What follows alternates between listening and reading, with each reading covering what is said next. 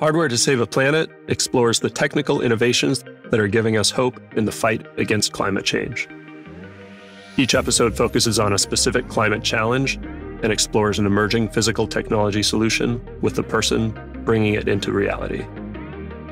I'm your host, Dylan Garrett.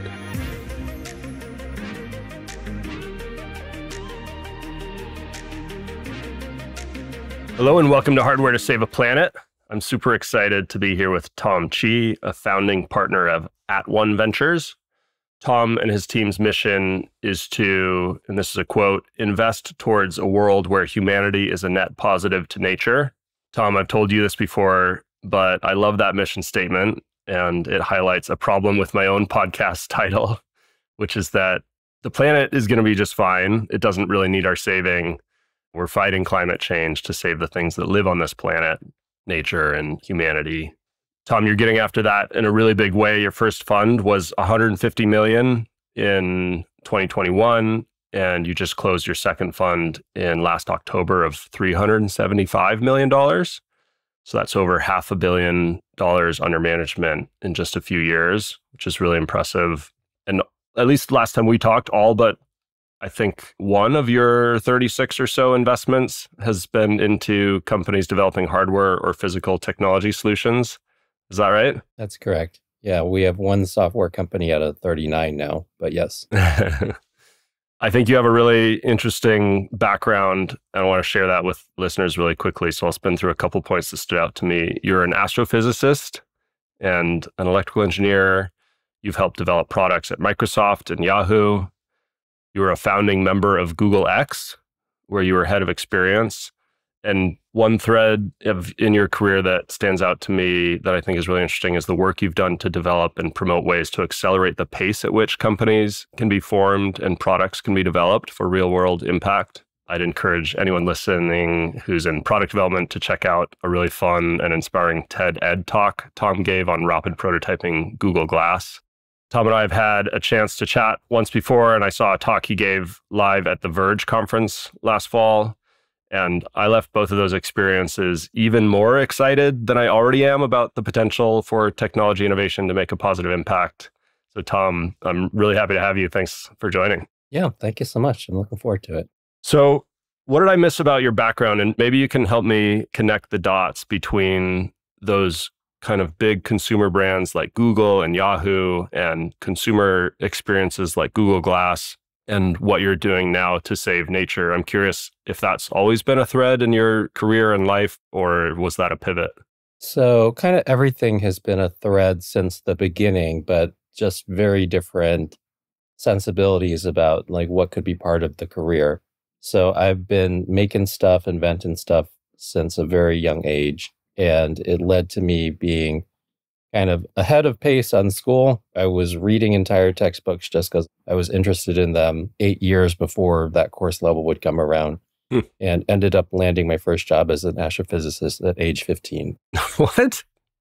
Yeah. Okay. With the Harvard-Smithsonian Lab for Astrophysics, I built a bunch of instruments to go study in the infrared between 1 to 10 microns and put equipment in space. I also did ground-based observation, a bunch of data analysis, and contributed to a bunch of papers. So yeah, actual astrophysical research. And the first arc of my career really was all working on deep tech like that. So I did astrophysical research. I did sensor fusion for medical imaging. I did massively parallel computing systems, so cache coherent symmetric multiprocessing research, a bunch of different areas, super high-speed control systems. And I had a sense early on that the technical side of my work could become a career, but my interest in nature was not going to become a career. That's like, you just appreciate nature, read books, watch nature documentaries, draw pictures of animals and stuff. Like, this is just fun stuff. So those two things did not merge until the most recent part of the career. But actually, I didn't really think that that would ever be a part of my career. It wasn't actually... I mean, obviously, it's kind of a choice, but not a choice. But what I mean by that is things were going quite well. Like all this kind of technical work led to me working in all these big tech firms like Microsoft, Yahoo, Google, and eventually becoming an executive at Yahoo and Google. And at the time that I had this kind of wake-up call around the environment, I was part of the founding team at Google X. And at that point in time, I had been an exec in Silicon Valley for about 5 years at that point. And toward the beginning of that, my wife suggested that we get a vacation home out in Hawaii. So that home happened to be a 2-minute walk from an astoundingly beautiful coral reef. And the reef was shallow enough you can snorkel it. So I just had like a snorkel on a hook next to the door. You just grab it, you're in the water in 2 minutes and just surrounded by a completely different world, just every color of the rainbow, life coming out of every pocket and pore. And while I was working at Google X, I was out in Hawaii for a bit of that and actually watched my reef go from that state to every color of the rainbow, life coming out of every pocket, to gray and brown and no life in less than 2 months. Wow. And I had witnessed up close a coral bleaching and reef collapse event. And when I say like some of these things don't really feel like a choice, because sometimes there's things that happen in your life where it's clear that you can't not do something. You got to go do something, right? Mm-hmm. And when you go visit a reef, like on a vacation, then that's a beautiful thing. And if you end up visiting it 5 years later and it doesn't look as good, you feel a little bit sad. But it had a smallish part of your life because it was kind of a vacation thing. But if you live next to a reef, you really start to get to know all the places of the reef. You start to get to know individual organisms and like, oh, these guys just had kids. These folks always hunt together. Oh, there's some weird visitors that are over here today. What's going on, right? You get into it, like a reef actually feels a lot more like a neighborhood or an apartment complex where you just know people. And to go watch all of that die was like watching all of your friends and neighbors die or move away. And as an engineer and scientist, I don't have better language for it. I'm sure there is some quantifiable way to probe into this, but it felt like there was a hole in my heart, right? That something that was really meaningful and took up an important place in my life was basically, I just watched the whole thing kind of turn to nothing. And it made me feel like I had to do something. And I went and spoke with coral scientists, marine biologists in order to get a feel for what was going on. And they told me that not only had my reef bleached that year, but about 10% of reefs globally had been damaged by bleaching. And luckily, not all of those bleachings led immediately to reef collapse. Some of the reefs did recover, but a chunk of them collapsed, just like my reef did. And I was like, oh my God, if 10% of reefs could be damaged in a single year, how much time do we have left? And there was slight differences in their estimates, but if I did a little statistics on it, it came out to having about 40 years before we were going to extinct corals from planet Earth. And these were conversations I had 10 years ago. So it means we got about 30 years left, 30 and some change if we're lucky. But I remember hearing that and remembering the feeling of pain for myself and then multiplying it out for, oh no, all of humanity is going to lose coral reefs for the rest of time, right? It's one thing for one person who enjoyed a reef to go lose a reef that they cared about for half a decade. It's another thing for us to wipe it out and for none of us or any generation after us to ever be able to experience that again. And there were real practical things that the coral scientist and marine biologist told me as well, like 25% of all species in the ocean live on the reef, so those will instantly be extincted. Another 10 to 15% have either their food or reproduction chain tied to the reef. So even though not all of those will go extinct, some of them will also go extinct just from the disturbance of losing a place that was important for their food or reproduction. And it means that all told, 25 to 40% of the species in the ocean will be wiped out in the next 30 years or so. So all of these things just reset my timelines, right? Up until then, I felt like I was up to speed on climate, and everything in the IPCC reports is normalized around average temperature scenarios by the year 2100. So like me as a planning out a career, thinking about my life is like, well, the year 2100 is after I'm dead. I'll do a bunch of stuff in technology. I'll give away a chunk of my money as I get toward retirement age, or, I'll start a little bit before that. I don't spend that much money practically. And I just kind of imagine that that's the way that I would do it. And then the generation after and the generation after that would be the two generations on the way to 2100, and they would need to kind of see through the rest. But when this stuff was directly experienced, then I was like, we don't have time for all this stuff, right? Like, we need to start working on this stuff way sooner. In 30 years, this is all going to be gone. And there's not time for another generation. In fact, like if generation's born right now, they're barely into their main work contribution by the time there's no more reefs left. So how are they going to be the generation that does it? And it was a couple little realizations like that, right? Like the first bleaching ever recorded by scientists happened in the early 80s, and it wasn't a mass bleaching. It was like localized on one part of a reef. Then the first mass bleaching ever recorded was 1998. It means that nobody that died before the early 80s could have done anything about it because there was no problem yet. And nobody that is born after around the time that I die, which may be like 2060 or something, is going to be able to do anything about it because there'd be no more reefs. And it just led to a really simple realization that everybody that's going to do anything about this is alive right now. And I started looking to the left and looking to the right and being like, oh, who's alive right now where this can actually close the gap? And I basically saw that takes us about a decade to restore a hectare of reef, and we lose 1.3 hectares of reef per minute. So that scale difference between a minute and a decade, that is basically the scale difference that we need to close just to hold the line. This is not to restore anything yet. This is just to not keep losing it at a precipitous rate. And when you understand how many orders of magnitude there are between a minute and a decade, if you understand how many orders of magnitude that is, and you can look around and you can see that there's nothing operating even close to that order of magnitude, well, you know we're not going to make it, right? Like it's a very simple thing to work out. And that basically led to a lot more of a sense of like, because look, at that point I was an executive in my career. And I'm not saying that I didn't come up through hands-on invention and operating and building things. I absolutely did. But like the executive instinct is, well, let me go find the talented people that will go solve it. And I can help organize or finance or whatever, like get things lined up so that the wheels can get into motion. But as I looked around for this kind of crew that was going to be able to step up and do this work, then we didn't have the goods. As a leader, sometimes you look at the team and you're like, this is not enough of a team. This is not going to make it, right? Nothing against anybody that was interested or already contributing. But sometimes you look at the scale of the team or the way the team is approaching it. And as a leader, you got to get ahead of that and know, like, this is not going to make it. And after I like looked around, I was like, this is not going to make it. And not only was it not going to make it on coral, but it was not going to make it on addressing climate change broadly, right? Because not only was the team incomplete, like the theories of change, I felt were not the right theories of change, things that we'd actually shown to be ineffective theories of change. So I'll give you an example because that sounds a little bit abstract. So there's like a theory of change where it's like, oh man, if we could just vote in the right people and we could put the right regulations in place and we're going to get there. And if you look at the history of environmental regulation versus industrial response, it might take us 7 to 10 years to go ban a particular molecule.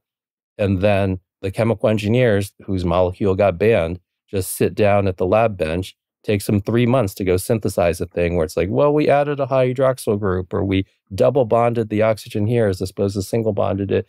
It's not the same molecule anymore. In fact, the mode of action is still the same. Like the business end of it's still the same. They just tweaked a little corner of it and they're back in market in 3-4 months. And it took you 7 to 10 years to outlaw that. And it's really clear when one thing is operating at a pace of 7 to 10 years in a regulatory, like legislative cycle, and another thing is operating on 3 to 4 months in like a business innovation cycle, who's going to win? It's actually very straightforward. And it relates to an idea that I share often, which is the future is created by rates, not states, right? The state of the world is what it is, but it becomes what it is because of the rates. And the reason that we have not done a good job of regulatory being able to go handle this is there's a rate issue. One thing can only improve at like a 5 to 10 year pace, and the other thing can improve on a month over month pace. The month over month is just going to win. And I'm not saying that there is no role for government regulation. I hope in that 5 to 10 year pace, we are passing the best regulations that we absolutely can. But you look at that just like when you look at a team, you say it doesn't have all the parts to make it. You look at regulatory as a pathway by itself and say it doesn't have all the parts to make it. It's useful for a couple of things, but there's a lot of ways that it cannot keep up with some of the things that are falling apart. So upon kind of seeing that, and then there was one other thing that was really important, then we should actually get to the main part of the interview, who knows. But the one other thing that was really important is that I felt really blindsided because I had been a scientist earlier in my career. And because of that, I didn't just read like the 6-page executive summary from the IPCC. I'd read like the 80, 90-page like full scientific report because I had been a peer reviewer, had published papers, I felt comfortable reading these types of things. So I felt blindsided because nobody had told me that all the coral reefs were about to die. Nobody had told me that a bunch of these acute effects were about to precipitate. When my reef died, I was like, what happened? How do I miss that in the scientific reports? And I decided to go deeper and look at the data behind the reports. Because in the IPCC, most people actually submit their raw data if you would like to interpret it on top of whatever graphs that they might put into the paper. And what I started to see is that volatility was increasing way faster than average temperatures were. Of course, average temperatures were kind of that unifying metric that everybody was pointing at because it is a full global metric. But if you were to look at a particular spot on the planet, what a 0.5 degree increase over a decade might mean in a particular spot on the planet was 5 degrees hotter in the summer, 4 degrees colder in the winter, right?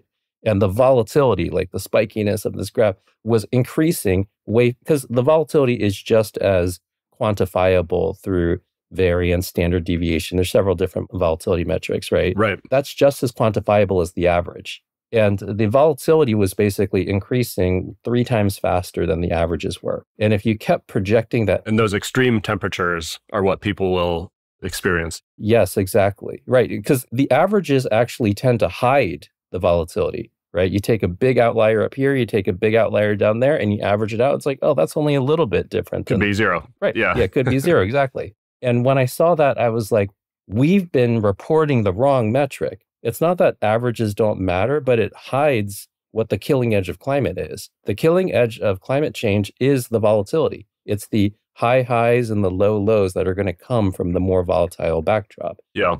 And I predicted back in 2012, after my reef died, and I was looking at this data, I predicted that if the volatility curve kept on going like that within 10 years, we wouldn't just be talking about hurricanes, we'd be talking about droughts and floods and wildfires and every kind of thing that is now just the daily news. But I remember this kind of bifurcation because I was sitting there, I was like, well, people have only been talking about hurricanes. Remember, like Paris Accord is signed in 2015 or something. This is 3 years before that. Like we're not in that consciousness yet. But I remember, thinking, I'm a physicist and this seems to be a physics calculation. Like, did I get this super wrong? Am I just mismodeling this at a really basic level? And I couldn't see anything wrong with it, even though nobody in the news was talking about wildfires and floods and droughts and all the things that are now just kind of today. But I was like, well, look, I mean, the laws of physics are what they are, and the math actually is not even particularly hard here. So I believe that I didn't make an error in the math. So given that, it's like, well, if you believe what your own calculations and you believe your own skills in physics, this would indicate that maybe somebody's got to get on this right now, right? This is not a year 2100 issue. And it led me to wanting to take a sabbatical. I wanted to take like a 12 to 18 month sabbatical from Google X. But when I went to Astro, because Sebastian had been both of our respective bosses, but he had left to start Udacity at that point. So Astro was the new head of X. And I went to him and I was like, hey, I'm thinking about... Astro Teller. Yeah, Astro Teller. Yes, of course. Not everybody knows. That makes sense. So like I went to him and I was like, hey, I want to take this sabbatical, thinking maybe 12 or 18 months. And he kind of looking up the policy and he was like, well, according to policy, maybe we could give you 3 months. I was like, well, I'm fast. I mean, I teach rapid prototyping, but 3 months is kind of a little short to like understand all the environmental problems of the world. So to save nature. Yeah. So conversation goes on a little bit more, but then I have a thought and I ask Astra, I'm like, hey, Astra, we've been here since the beginning of X and I super enjoy working with you. And I think you enjoy working with me. And he's like, yeah, man, Tom, you're awesome. And I was like, so I'm just thinking right now, just thinking out loud, what if I were to leave the group and a couple years from now, I wanted to potentially rejoin? What do you think the chances are that I'd be able to rejoin? And he's like, well, I mean, look, you're in the leadership team. You have people reporting to you. We'd obviously need to backfill your specific role right now. But no, I mean, we love working with you. We'd hire you in a heartbeat. And I was like, that's amazing. I quit. So I basically created my own sabbatical that was outside of policy. I did walk away from a couple $1 million worth of unvested stock, whatever. No, I mean, it is actually still meaningful as an amount to me, but sometimes you run into things in your career where you can't not do them. You have to do them. And I went on that 18-month sabbatical. I went to all the front lines of ecological damage, the places where the glaciers were calving 100x the rate that they had been even compared to 20 years prior, the places where they were clear cutting the Southeast Asian rainforest and all these palm oil plantations were coming up. The places in the Amazon where they don't even bother taking the timber, because at least in Southeast Asia, they take these rainforest logs. In most of the Amazon, they don't even bother with that anymore. They actually just slash and burn it to go do soybean and cattle. And also, I went to lots of places where people live on $1 or $2 a day, because these are kind of intertwined crises. Like you actually need to successfully solve both of them if either one is going to stick. And I think this is true of a lot of the people that listen to your podcast, but it's definitely true of me as well, that because I have training in science and engineering and design, then when you're close to a problem, then it really gets the wheels turning. Things start snapping into focus very quickly. When you're far from a problem, like if somebody tells you 850 million people don't have access to clean drinking water, then that's really abstract. Like, how are you going to solve anything like that? I don't even know where to start. But if you see that in Mali, where it's relatively arid, that a $100,000 well project will fail because a $5 rubber grommet dries out and cracks, you're like, oh, the engineer in you is like, oh, I know how to change something about that, right? You compare that to in northern Guatemala, there is no shortage of water. It's an extremely rainy. They have a rainy season, they have a drier season, but it still rains in the drier season. So there's no water access issue, but there's waterborne diseases. And the way that those spread and the way that water is handled, like an engineering and design brain that's near those problems will start to sift that out.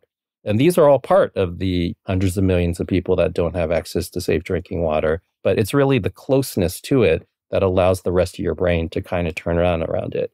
And because I was in a lot of these settings, I could see oh, I can see the forces that are leading you to go and clear cut this area. I can see culturally what happens as the permafrost starts to break down and your physical infrastructure is starting to break down. And it started kicking off all these ideas. And I was also meeting teams on the ground that were trying to do something about it in order to speed up informing myself on it. And just like any good physicist, what I was hoping would happen is I would go out there, collect 1,000 data points, and end up being able to resolve it down to one or two root causes that I would actually work on. So kind of the grand unified theory of what to work on. But unfortunately, it did not resolve just down to one or two root causes. There were some stronger root causes, including obviously too many greenhouse gases, destabilizing the climate balance, and obvious root cause to many things. But the reason that didn't end up just being, because I was hoping that everything would resolve down to one or two root cause type of problems.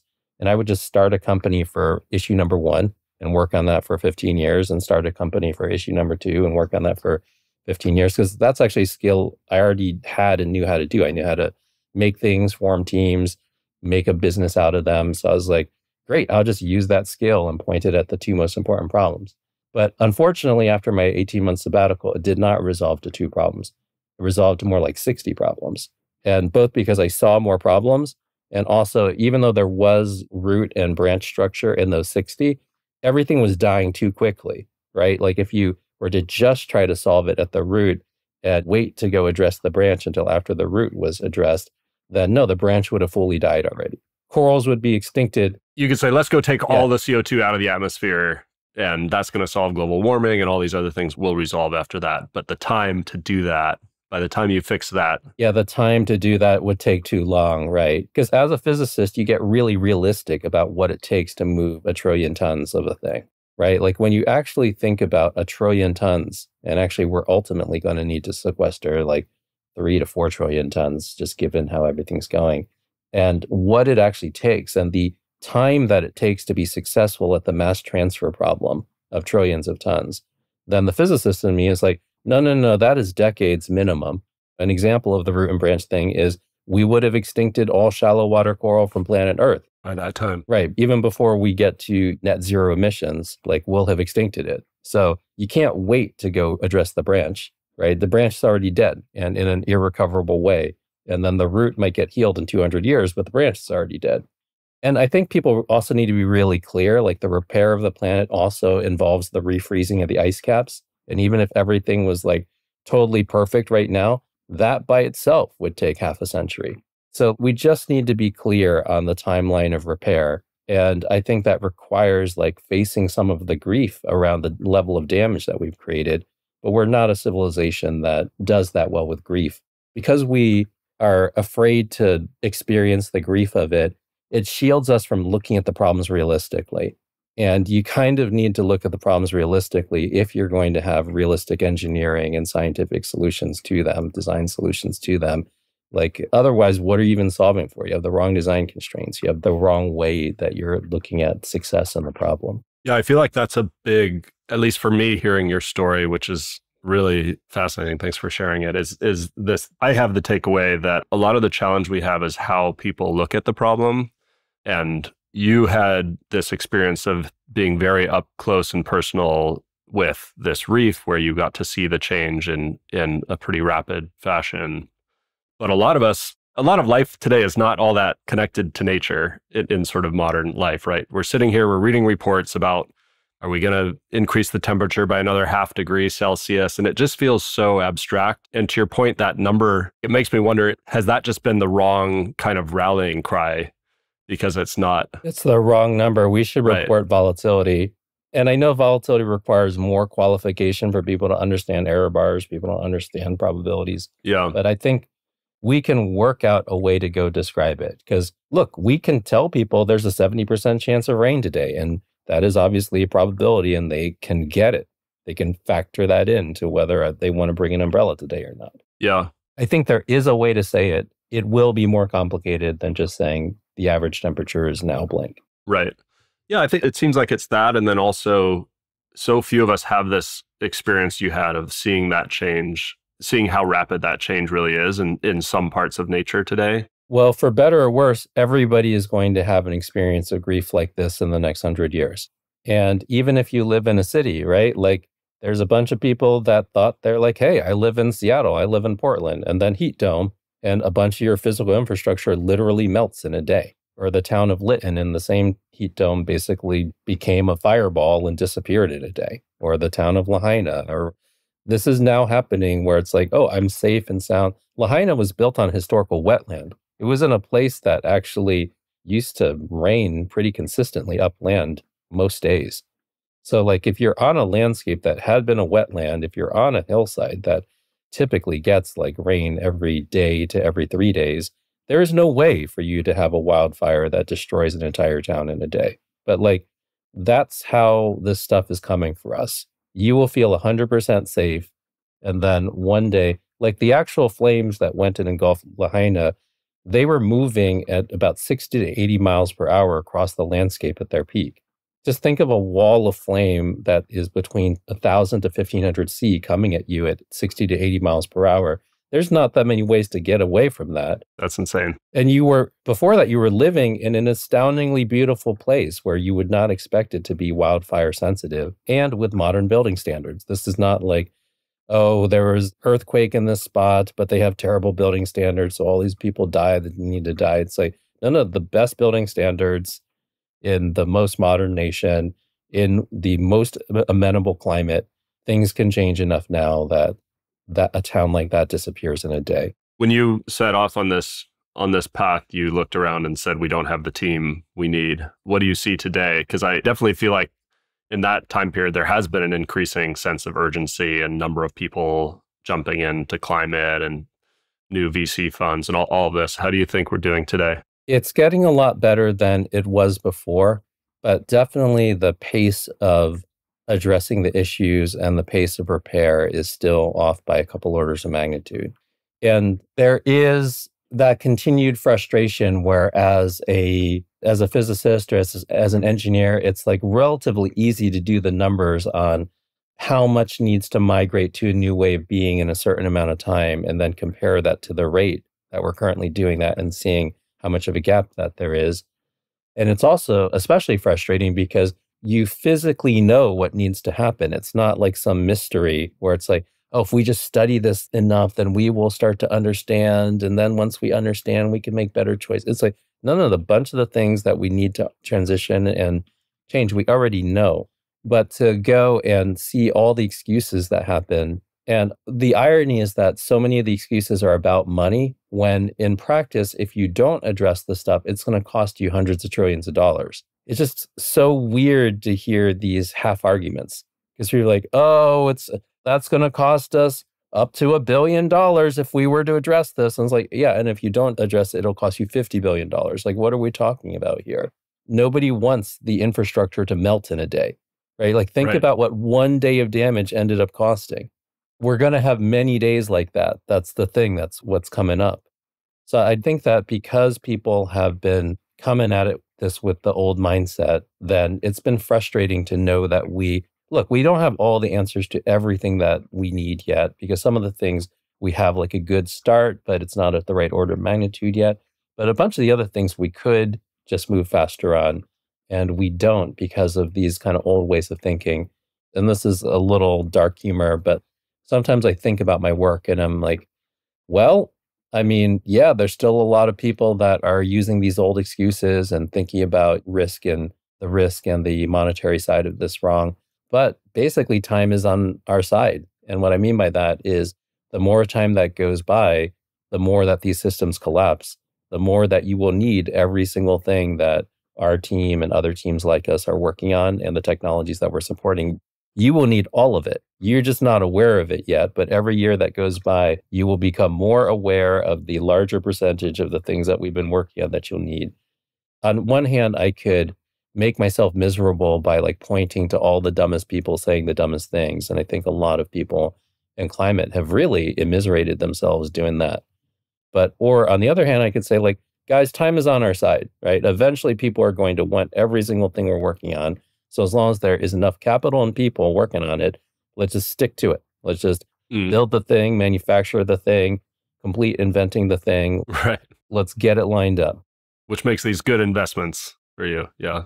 And your LPs. It's very helpful for investing. This is why you end up in this kind of career, right? Like, it's actually not that common for somebody because I am an actual builder. I'm a named inventor on 77 patents. I've never patented a thing that I didn't actually directly build. So I am an actual builder, and it's kind of rare for those people to become VCs because it actually feels a little bit like a step down to, if you know how to make something, to go from actually making it to just talking about and financing the making of it as opposed to the actual making of it.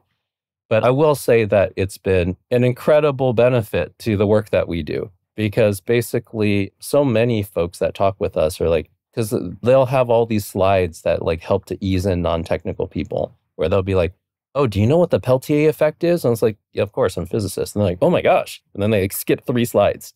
Right. It's like, oh, you know how to calculate a coefficient of performance? I was like, absolutely. And you guys are at 3.5. That's pretty great. And they're like, holy crap. And it's like, skip some more slides. And like the hour-long technical deep dive, we get through it in 6 minutes. And they're like, whew, that was amazing. And it's like, what do we do with the rest of the hour? And it's like, well, now we get to work on your real problems. Because obviously when they're pitching you something like that, they aren't actually exposing any problems yet. They're just trying to let you know what is technically happening.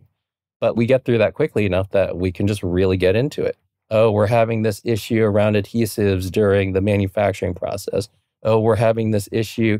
The plasma is relatively contained, but we need to get 15% more productivity out of it from this sort of reaction. And it's like, okay, great. That is where the interesting conversation starts. And the team by the end of it is like, oh man, look, if we get investment from anybody, we want it to be from you, right? And we hope you do it. But even if you don't, like, this has been such a valuable hour. It's amazing. They've like taken notes all throughout the hour, as opposed to feeling like they're beleaguered explaining the same rudimentary thing to non-technical people. Yeah. So it's been a huge advantage. And as you said at the outset, we have basically all physical and hardware investments, which means we're supporting a manufacturing journey about 70% of the time in our deals. And that's another spot where we've really differentiated ourselves by all 3 partners have a background in manufacturing, which is super rare. And our folks being intrinsically experienced in manufacturing and most of the team being technical, we are factoring that in throughout the entire thing. And we decide to extend that lead by having 3 dedicated people that only help our teams with manufacturing. So you kind of look at this, and honestly, it's a good rule of thumb for venture broadly, because people will tell you what venture is. And it's like, it's enterprise SaaS, and you got to go chase where everybody is looking. So there's a lot of like kids chasing the soccer ball where everybody's like, oh, that's the hot thing. Everybody run over there. Oh, that's the hot thing. And of course, when everybody's running over there, everybody's paying way too much for things that, given the risk level, and they're running away from things where now these are underpicked. They actually become amazing deals. And this is honestly why some of the folks that like call themselves contrarians have been so successful. There just already is some value arbitrage in terms of the herd mentality inside of venture. But outside of that, which may allow you to have a simplistic lens, like just being a pure contrarian, or maybe a little bit more sophisticated of like, where's the ball going and what is left untouched given that, then you can take a sophisticated lens to this and just look, what do we need to actually solve in order to go upgrade industries so that we do not have this sort of problematic relationship with the climate? And then you can be very skillful as people run away from your spot, you get amazing deals in it. And as people run away from something like, oh, we're scared of any deal that requires manufacturing, you run toward it, right? Because what happens is we've built out a team that is quite good at a skill that very few people in venture are good at, right? Like if you think about what are all the firms that are good at manufacturing, you don't end up with a very long list. And given that, it means that any deal where manufacturing is required, we are advantaged on because people can see that we're really good at it and they can go call the other Portco references and hear that we're really good at it. And you say, that's fantastic. But to simplify all of it, like manufacturing, being able to help a team with manufacturing, you can get into a company at like a 15 million post valuation pre-manufacturing journey. Once they're done with the manufacturing journey, they can produce their core product or service at an interesting scale. 150, 200 million post easy. So it's like a 10x conveyor in terms of value if you're able to do it. But people are afraid of it. And you look at that, it's like, well, I mean, you're afraid of it, but it is the thing that actually would allow you to be fully successful at the business. So like, I know it's harder, but that doesn't mean that that's the harder thing that everybody's running away from is where the value will be created. Mm-hmm. Manufacturing. Yeah, that's interesting because we talk about this a lot on the show. There's the challenge of going from 0 to 1, proving that your core technology works in a lab, and then this challenge of going from 1 to many. Do you think that that kind of 1 to many step is where more companies are kind of getting hung up and not making it? Is that the place where we need more focus? You can die at either step, but the reason that we don't die on the 0 to 1 step is that too many people on the team have been working scientists before. And the issue with the 0 to, look, I mean, sometimes people say 0 to 1 and they're only talking about engineering risk. And if it is just engineering risk, where it's like, oh, we need a manifold that can get to this temperature and protect us from so-and-so, blah, blah, blah. And like, there's nothing that is particularly challenging from the material properties or the laws of physics perspective. It's like, no, we'll take on that kind of risk all day. But the type of risk that you don't want to take on 0 to 1 is a bunch of scientific experimentation risk. Because what I was saying about multiple of our team members having been scientists and as a peer reviewer, all these kind of things, is that we know that sometimes you think, oh, I'm going to dive into these experiments. It's going to take me 3 months max. And then as having been working scientists, it's like, yeah, and that one took 2.5 years, right? Yeah. And this one took 3 years. You can't predict it. Right. So when there actually is a real experiment and discovery part of things, you can't like write the book of the future as to exactly which iteration the discovery happens on. In engineering, if you're just engineering toward a particular physics achievable spec, then yeah, we can get there in a well-defined set of milestones and within a well-defined period of time. So like the time uncertainty of engineering risk is way lower.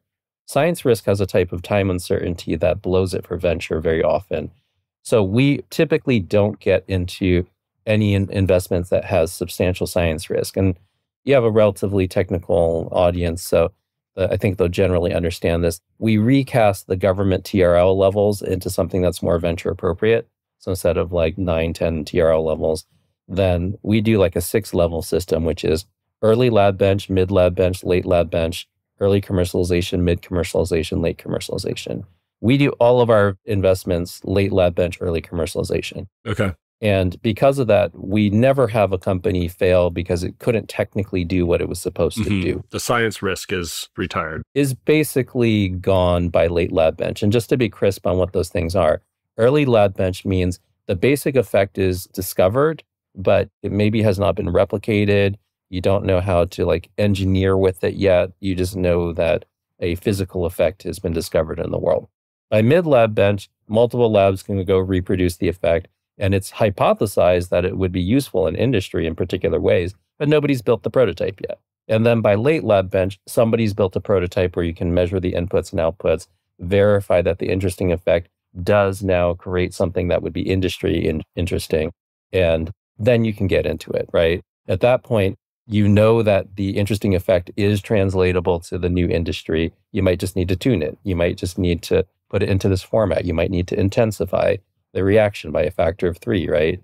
But that's the point that we're willing to go take the thing on. And it means that we've had 0 of our companies fail to do the actual making of the tech that works at doing the thing it's supposed to do. And if you get rid of the 0 to 1 risk, then the main thing is the 1 to many risk. And on the 1 to many risk around physical things, it's basically manufacturing. So when you look at a field where there's almost no firms that have in-house manufacturing experience, most of them, the best that they do is, oh, I know somebody that worked at Tesla, or I know somebody that worked at Samsung, and I'll just like call them and try to get some input, a little bit of diligence input. That's quite different than the majority of your team has that background. And it means that like we end up winning those deals because people know that we can help them more. You can help. We end up being more successful with the deals because we are successful at helping them. So it's kind of simple, actually. So yes, manufacturing from going to 1 to many is a big hurdle to overcome. What about like market traction and team and ability to fundraise and project financing? It just feels like it's such a more patchwork of risks as you scale. What do you think about that? So there's a very specific spot that if you are harder on your input constraints, then it makes everything else easier. And the specific spot is the following. I mean, it's actually best describable in a couple more sentences, which is we're always looking for something called the triad. The triad is a disruptive deep tech, which ushers in radically better unit economics paired with radically better environmental economics. A lot of people that do anything in impact, they're willing to charge a green premium. It's like, this is better for the planet. Why wouldn't you pay 5% more? We don't touch it, right? And in fact, amongst the people that are willing to charge a green premium, then their kind of holy grail is parity. Like if the clean green thing costs the same as the dirty damaging thing, then we should win, right? But us being out in the world actually trying to do this work, I can tell you that green premium relegates you to maybe 1-2% market share. You will never change the default of the industry by having something more expensive than how the industry can otherwise create it. Parity is no man's land. Parity is no man's land because, which means that you're not going to lose every battle, but it's a total crapshoot whether you win the battle, right? And parity is no man's land because the industries that are doing the most damage to nature already have a huge install base. They're huge brownfield industries, maybe a 0 to 2% greenfield build per year. And when you have a huge brownfield industry, you're coming to somebody with parity OpEx. You say, oh, you have 100 per unit OpEx and it's dirty and damaging, has all these emissions. And we're here with clean green OpEx with 90% fewer emissions and less pollution and also 100 per unit. And that factory owner will tell you, it's like, well, let me get you straight. So I get to go from 100 per unit to 100 per unit. And all you're asking me to do is get rid of $250 million of productive CapEx. I hope you have a nice day, right? And the conversation's over. Like that's what parity actually is in the marketplace. So the number that you really need to beat, which people don't have the discipline about, and because of it, everything else is really hard, is you need to beat the unit economic number and you need to beat it by a lot. And our guideline for the unit economic number is whatever the margin is in your industry. So let's say you have a 20% margin industry. We want to find the deep tech that will crash your cost of production by more than 3x your margin. So if you have a 20% margin industry, we're going to try to find deep tech that will crash your cost of production by 60%. If you have 30% margin industry, we're going to try to crash it by 90%. Luckily for a lot of the industries we work in, they have like 10 to 15% margin. So we typically only need to bring the cost down by 40, 50%. But like that is the kind of magnitude that actually gets brownfield players out of their seats ready to upgrade. Right? And if you can be introducing something with that type of advantage on unit economics, the way that everything else gets simpler is you start to get a line out the door in terms of who wants to have that equipment sooner than later. because they see it as a major advantage. Oh, I'm doubling my margins overnight and able to undercut my competitors' prices. Because remember, it's 3x the margin. You could double the margin and still beat your competitors by 15% on pricing. And that is the kind of thing where they get a glimmer in their eye. They're ready to actually sign offtake agreements even before you can produce the thing. We have a special name for these agreements. We call them training wheels contracts, because like one of the things that's really hard in hardware is the sales prediction in order to go mediate your amount of production, right? Because if you overproduce inventory and you can't sell it, well, you have all this money locked up in atoms, can't cash flow, doesn't have the flexibility, can be very dangerous to the business. If you underproduce inventory, well, your business could have grown faster. And all those things are important for how you raise the next round or how you get to profitability or how you get to an outcome.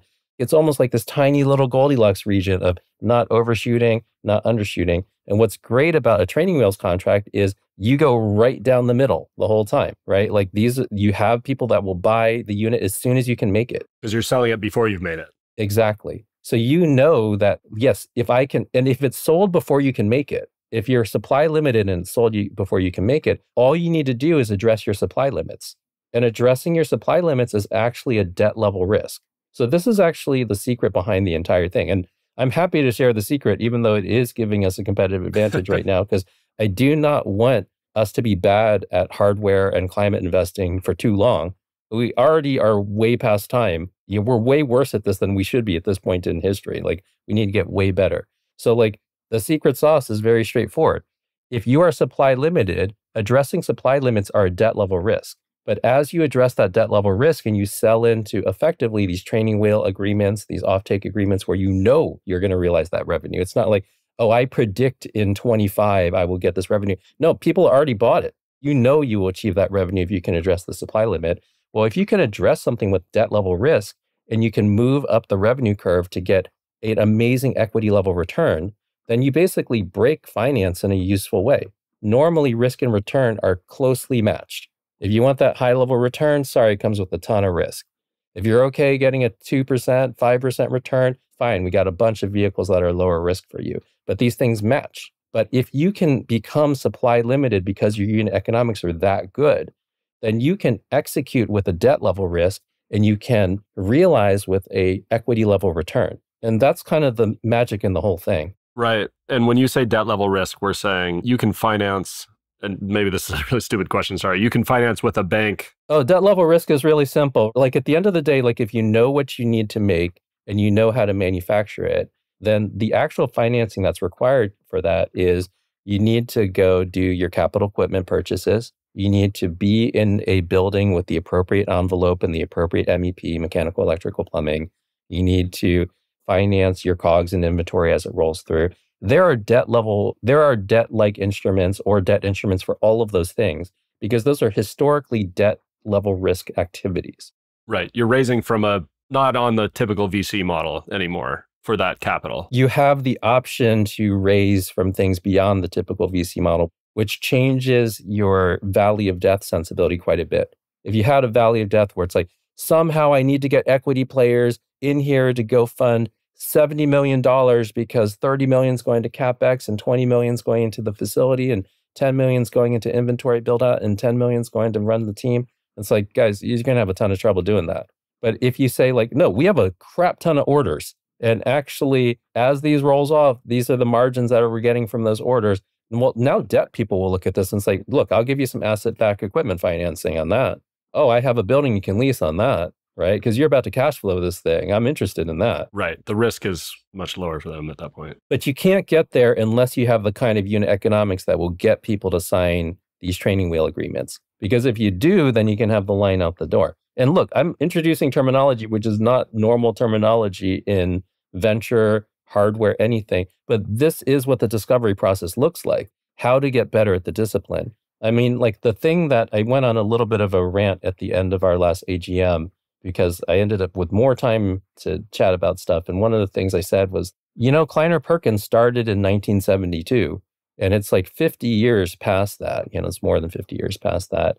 And if you think about how much venture has changed in 50 years compared to every other discipline, how good we were at electrical engineering in 72 compared to now, or mechanical compared to now, or chemical engineering compared to now, or bioengineering compared to now. We got insanely good at those things in the last 50 years. But if you look at how Kleiner Perkins did venture capital 50 years compared to now, we didn't get that much better. Arguably, we got worse in some ways. In a couple of ways, maybe we got better. But like, I'm going to say it's a little bit of a wash. Maybe we're still within 30% of original like bar for what venture was. And every other discipline has got 100 times better. And I was like, how did we like freeze frame this discipline and not get any better at it for 50 years? We need to just work on it. And that means that sometimes we work on stuff, and I will share terminology where you're like, oh, that's not, what is a training wheels contract? That's not financial terminology. But you can see exactly what we're solving with it, right? The whole inventory planning, the whole percentage of the use of proceeds that actually goes to non-equity returning activities. That's the other thing. Like Clean Tech 1.0 largely failed because the use of proceeds, if you analyze it financially, a huge percentage of the use of proceeds went into facilities, equipment purchases, inventory, things that can only have debt levels of return. And if you take equity dollars and you pour them into things that only have debt level return, it's the opposite of what I was saying, that you are financially disadvantaged. You've programmed in a loss from day one. But if you can flip it around and use debt dollars in order to drive something that would give you an equity level return, and look, we still have equity financing in every round, right? But you try to apply that as much as possible to the nonlinear outcome type things, like the inventions that come out of the team's brains. Well, that has nonlinear potential. But a machine that does this many units per hour, or can stamp this at a particular pace, or blow mold at a particular pace, then that has a more very straightforward linear debt style return. You said there are places where people are running away from and places where people are running to. And it feels like your approach is flipped there. Yep. Like, I'm curious if we could hit that quickly. Like, what do you think? Well, the contrarian approach is to be purely flipped. But I think to be more sophisticated, you can just understand when everybody's running away that there's the idea of underpicked versus overpicked. Yeah. Like if you go to the overpicked pile of apples, then all that's left is crappy apples.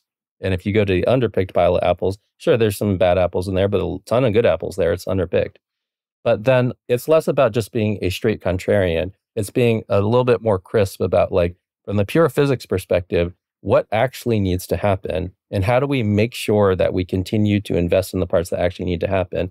And when everybody's running away from that spot, well, great, expect to get some great deals in it. Those are also good investment opportunities. And if everybody's running toward it, then you want to go use some of the advantages you've built during the quiet times to kind of stand head and shoulders above the rest. And what are those? Can you say what those opportunity areas are right now? Look, if we're serious about bringing down 1 trillion tons, sequestering 1 trillion tons, then the main places that it can go is into nature-based sequestration. And we haven't been that serious about getting to scaled nature-based sequestration and solving some of like the measurement and accounting issues. But solving the measurement and accounting issues will be way easier than solving the technical issues around direct air capture, because the technical issues are not engineering issues, they're physics issues. Direct air capture basically is entering at the absolute worst part in the entropy curve, where entropy is maximal, right? And when entropy is maximal, it takes the most possible energy for the task to actually bring things back to order. So in direct air capture, you're trying to grab one carbon dioxide molecule out of 2,500 air molecules, roughly. But like if we could grab it from an ethanol plant, it'd be 1 part in 1 with a little bit of trace water vapor. If we grabbed it from a coal-fired power plant, it'd be 1 part in 4. A steel plant, 1 part in 5. Like you can understand from just the level of work to fight entropy, how much cheaper it should be to grab it from 1 part in 4 than 1 part in 2,500.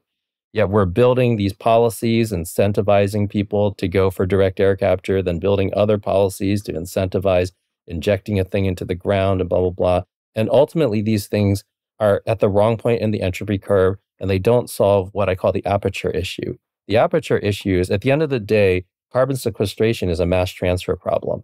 And mass transfer could be understood through a single metric mass flux, like the amount of mass that's passing through your collection area per unit time. And you can use that mass flux to go calculate whether you'll be able to sequester enough stuff in enough time before all the bad things that we are trying to avoid happen on the planet. And right now, the mass flux is way too low, but there's basically 2 ways to improve that mass flux. One is you can have a small aperture and increase the rate that you're pulling stuff through it. Or you can have a huge aperture, and then you're fine with a little bit more of a chill rate. And like the thing is that a forest or an ocean or a farm field have an enormous aperture. There's no technical aperture that we can build that is anything close to the scale of the aperture of a forest or a wetland. There's no industrial thing that we've ever built that's even larger than a square kilometer. Even industrial parts at a square kilometer is only like a couple of buildings that are doing the business end, and it's mostly slab. So you look at that and you're like, oh, we can't build anything of an interesting aperture. And we're working at the wrong point in the entropy curve. This is chaos. We need, if we're going to solve the mass flux problem, you're either going to solve it through a huge aperture, or you're going to solve it through more machines to suck things through a little aperture, which is why if you look at the balance of plants on a bunch of these facilities, they spend a lot of their energy for fans just trying to suck more air through a tiny soda straw. And I was like, yeah, that's you failing because you didn't understand that this is an aperture issue as opposed to a fan issue. So you're going to have a crazy number of fans. It's going to use up more and more of your balance of plant because it's too expensive to scale the amine side of what you're doing. Anyway, I can get into it even further, but like that is a total dead end area. Like if you look at closed loop plastics, those will largely not work. And I could get into it if you want, but basically it's all depressing. But look, I mean, we should just be realistic about what's in band and what is out of band. So when you're trying to replace plastic packaging, the problem is that the end use state is very disordered. There'll be a billion plastic bottles literally scattered a billion places in the earth. And if that's the case, then just the reverse logistic cost of bringing that material back together tends to be more expensive than the virgin cost of plastic. And actually, even if I could magically snap my fingers and all of the stuff is cleaned and sorted and baled and smushed and everything that you would want to be on the input of your plastic recovery process, typically, actually, this is true of all the techniques so far, it actually is more expensive to take it from that state back to virgin than it is just to do new virgin production. So like, in what world does this not end up costing dramatically more and end up being logistically insane? You somehow need to make it so that it doesn't get scattered to a billion places in the first place. So the places where closed loop can happen is if you don't get too much physical scattering of the material. So if you're talking about, like a corporate cafeteria or something, sure, we can reuse a lot of objects in a corporate cafeteria. It doesn't need to be all throwaway objects because it doesn't physically go beyond the corporate campus. But as soon as you're Coca-Cola or Pepsi or Procter & Gamble or whatever, and your stuff is going to end up in a billion endpoints, no, the reverse logistics kills you right away. And like you're talking about a thing that costs a fraction of a penny. Just think about the fuel costs of trying to recover a thing that costs a fraction of a penny. And you're dealing with companies that won't pay more than a fraction of a penny for that. So unless capitalism changes foundationally or reverse logistics gets free, which I don't know physics-wise how that would ever happen, or the ability to go recover stuff post-consumer and make it into virgin became cheaper than virgin, which also energetically very difficult to do, then it's not going to work, right? So look, if you happen to have a special situation where those three things are handled because of the situation, then you still might have something investable there. But like broadly speaking, if you're trying to talk about displacing the majority of this in the majority way of how we produce it, there's not a there. You can't get it done. So look, we're pouring billions into those two areas. There's more areas that I can throw under the bus. Not that helpful. It's way more helpful to just be like, we should aim to be able to move 3 trillion tons ultimately. That is ultimately the order of magnitude of what we're going to need to deal with. We need to get as quickly as possible to stopping the damage that we are doing. So the upgrades to those industries and anything that is preventing those upgrades, we need to remove the obstacles and really be pushing the advanced unit economic technologies because those are the ones that will get the least pushback from industry. We have more of a dance when industry knows it's going to cost them more. They're going to fight back against it, right? And then government's like, well, how about it this way? And you're like, no. How about it that way? And you're like, no. And that dance can take a decade. But if you actually beat the unit economics, then if regulation says, oh, you need to go to this better unit economic, then everybody's like, oh, that's fine. Actually, it will make more money. And now you're giving us an excuse to retire this equipment in 6 years instead of 12 years. Great, we did it. There's an invention imperative that exists around the unit economics for the industries that are most carbon polluting or greenhouse gas polluting. And as we kind of cross that threshold, then yes, then like the regulatory and the government kind of awareness of it gives you more oomph. But we need to be moving all the things in that direction to be able to flip these bits sooner than later on kind of all the places that we're doing the big damage to nature. And in our firm, we kind of think about nature as air, water, soil, biodiversity, not just greenhouse gases. So if you think about the totality of upgrading the industries that are doing the most damage to air, water, soil, biodiversity, and moving them into a state where they produce the things that we need for civilization, but with a fraction of the damage, or in some cases on the ag side, being able to be actively generative to nature, then that's how one gets to a civilization where humanity becomes a net positive to nature. I love it. So 3 last questions. How optimistic or pessimistic are you about the future of the planet and why? I feel like I'm more optimistic than most people because I actually get to see what a bunch of the solutions are going to be. And I know that the unit economics are better. So I have real belief that those things will stick. But I am also in many ways more pessimistic than people because as a physicist, I actually know that a lot more dying is going to happen before you feel any repair because we've actually locked in a lot of dying that we haven't experienced yet.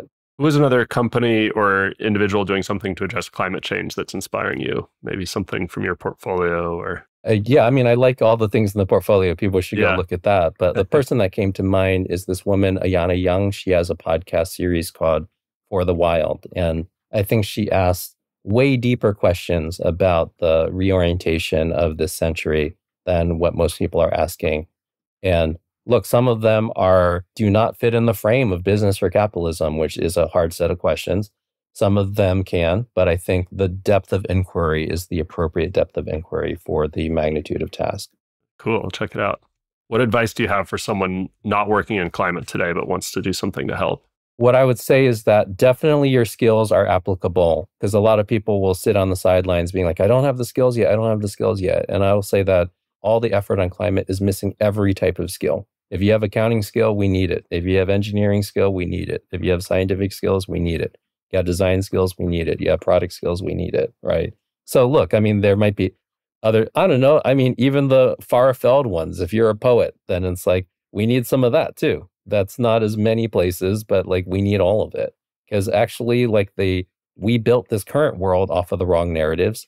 And a bunch of those narratives were advanced by people whose discipline is words and poetry and all that kind of thing. And it's like, we need better words for this thing that we're making. Awesome. Tom, thanks for all your time. I feel lucky I got to get a glimpse into how you look at the world. That was really inspiring. Appreciate it. Awesome. Well, thank you so much. And let me know if there's anything else to be helpful with this stuff. And I'd like to all your listeners, I would love for everybody to do so much more in this. And let's just trade all the tips. So we're way better at this than regular venture because we're never going to get the capital in the space until we get consistently good at getting the outcomes. So look, I can say it for my firm because I run my firm and we're happy to be in this spot. But I would encourage it to be true for everybody that if you are finding things that are working, just share them and share them with some detail because we need as many things to work as soon as possible. And we're all kind of rowing in the same direction in terms of what needs to get done. All right. Good call to action. Thanks, Tom. Awesome. Thanks so much. Hardware to Save a Planet is brought to you by Synapse. To find out more about us and how we develop hardware solutions for the world's most ambitious companies, head to synapse.com. And then make sure to search for Hardware to Save a Planet in Apple Podcasts, Spotify, and Google Podcasts, or anywhere you like to listen. Make sure to click subscribe so you don't miss any future episodes. On behalf of the team here at Synapse, thanks for listening.